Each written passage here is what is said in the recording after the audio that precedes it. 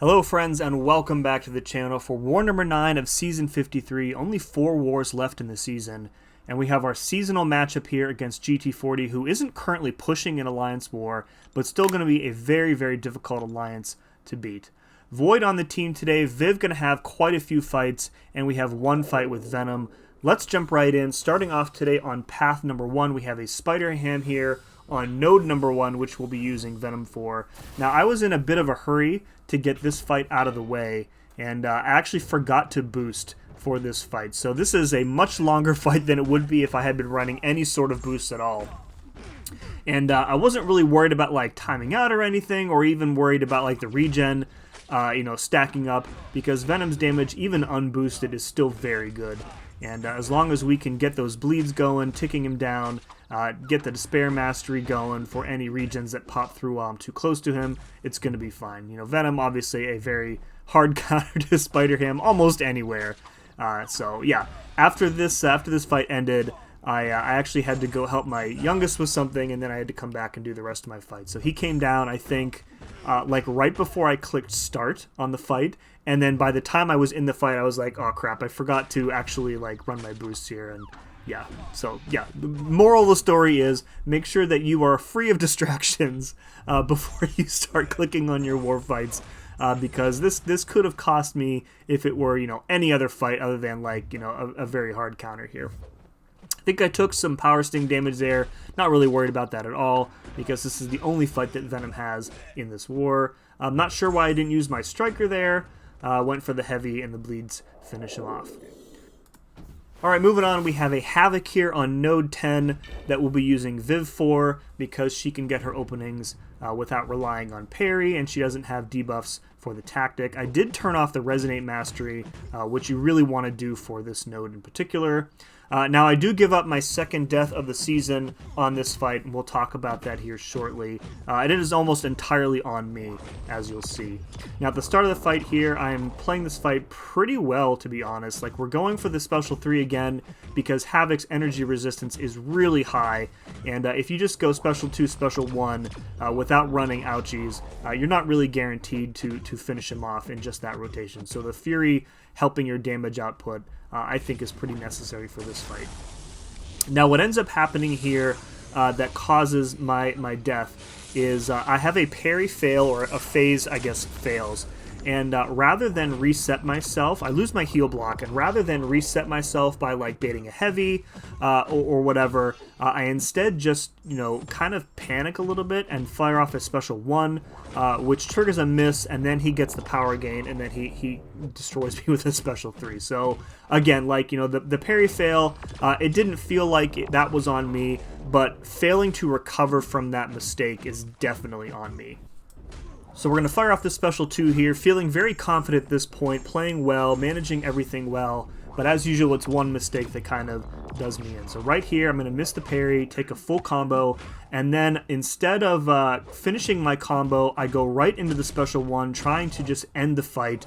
The Special 1 misses, and I can only watch as he gets the Special 3 from the power gain from the tactic, and even if I had been running an invul boost, it wouldn't have mattered because of that combo that I took here.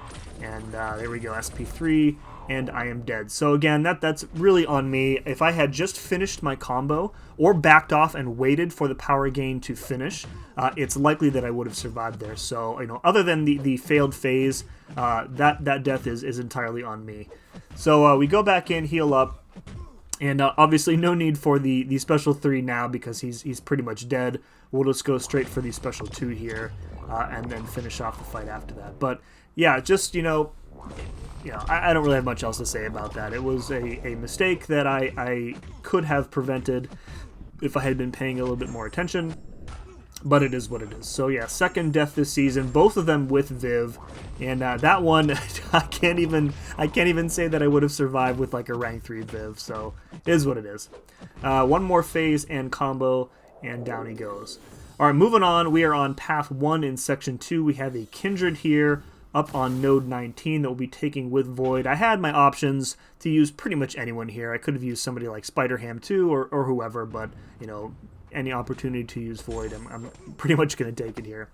So I put on an advanced power boost just to get some debuffs going right away. We luck out at the start of the fight with a Petrify, which is going to enable us to get that fake heal block from Indomitable up much sooner. We get a Petrify as our second debuff, and now we're pretty much set.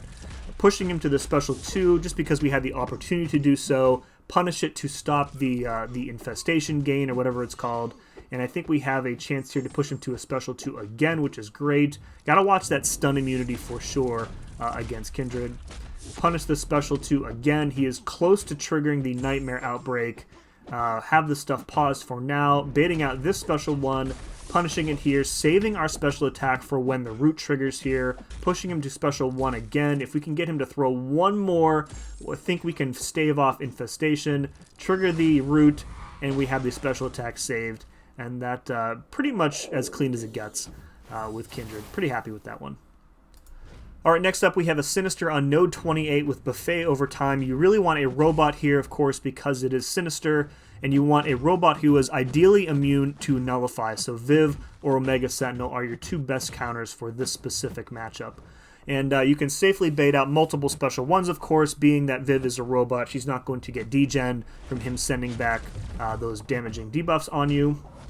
Since this is a Ascended rank 5 defender and not a rank 3 Sinister, no need for the special 3 here, and we have class advantage and equal challenger rating, so very, very comfortable with just doing the special 2 into the special 1 here. He had the power gain there, so I didn't want to back off. I just kind of wanted to end the fight as quickly as possible. So we didn't even wait for him to use a bar of power. We just go ahead and sidestep into those special 1s and finish the job.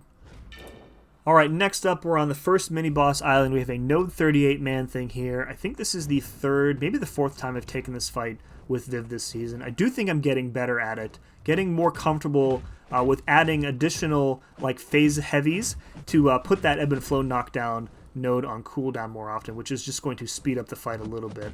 Now we are going for the special 3 here first, of course, because we want that Fury buff to kind of counteract a little bit of that protection that he's going to have up for a good portion of the fight here.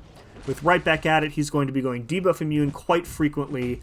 We still have the Resonate Mastery running because even when he's debuff immune, attempted debuffs are going to still add charges for the attacker tactic, which is going to give us additional opportunities to get the tactic heal block up if for some reason we lose access to our normal heal block, just like I did there. I did that heavy, that was a dangerous heavy because we did not have the miss counter up, and I easily could have gotten punished for that there. Firing off this special 3, which does not a lot of damage, but definitely more than it would have done if we hadn't heavied him first. Any little bit helps, right? And then from here we're going to be building back up to the special 2, and then phasing into a heavy before we launch that special 2. At this point we get an opportunity to push him to a special 2, which is great because it's much easier to punish. I'm really not good at phasing and punishing his special 1 yet. That is definitely something that I need to work on. That is also something that I could do to kind of speed up the tempo of the fight. We're at 2 bars of power, so we're going to phase into the heavy to put protection on cooldown, bait out this special 1, and then sidestep into the special 2. This does maximum damage, nailing all 5 of those prompts, and that does a nice chunk of his health. So at this point, I'm, again, conscious of the power gain, kind of pushing him over a bar of power, mid-special 1 spam, so I just combo right into the special 1 here. And then that puts protection on cooldown again, and then I'm going to sidestep into another special 1, and then I think we bait out a special 2 here, which is great, and then one more special 1 finishes him off. Another really, really clean fight. Alright, last but not least, we have an Ebony Maw here on node 45 with Hazard Shift. Viv is bleed immune. We have a Odin pre-fight supplied by my alliance mate, so no worries about that. I did make a mistake before the fight started, though, and I forgot to turn off Resonate, so we are going to be triggering the Conflictor power gain here, and I noticed it on my first combo, so I just kind of have to adjust the way that I'm playing this fight, be more careful, shorten my combos if necessary, because I really don't want to be pushing him up to a 2nd bar of power.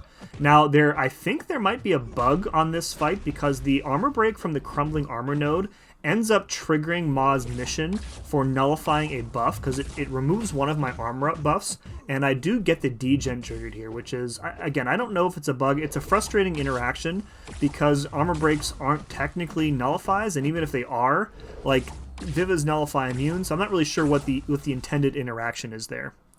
So with the Conflictor stuff happening, I was kind of still in the headspace of the previous fight against Man-Thing. Probably didn't need to go special 3 here, but again, I just did because I knew that it would be guaranteed with the next cycle, or one cycle rather, to finish the fight. So we get the Fury buff from the special 3. We can safely heavy counter his special 1, or we can phase into the heavy in order to turn off the focus. And we kind of do want to keep an eye on that because we're not going to have permanent uptime of the heal block necessarily, and hitting into his miss and triggering a second mission and additional degen is going to be really, really bad. So we do kind of want to keep an eye on that focus meter and heavy him when we need to. Firing off this special 2, and we're pretty much in control of the fight now. The heal block from Viv's second medium, kind of keeping a lid on any of that Conflictor power gain, but again, if I had to do this over, I definitely would have preferred to not even deal with Conflictor in the first place. And then 2 special 1s finish the fight. So I definitely made that a little bit more difficult on myself than was necessary.